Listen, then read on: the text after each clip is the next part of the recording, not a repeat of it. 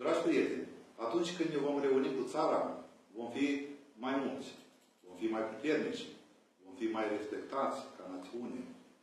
Se va declanșa o mare mobilizare a energiilor creatoare. Exact ca în perioada interbierică. Vă lansez un apel. Hai, frați, să întindem covorul unirii, ca pe vânt și pe plut să înflorească trandafiri. Iar vama nedreaptă să nu ne mai despartă și plutul drag să nu ne mai țină departe.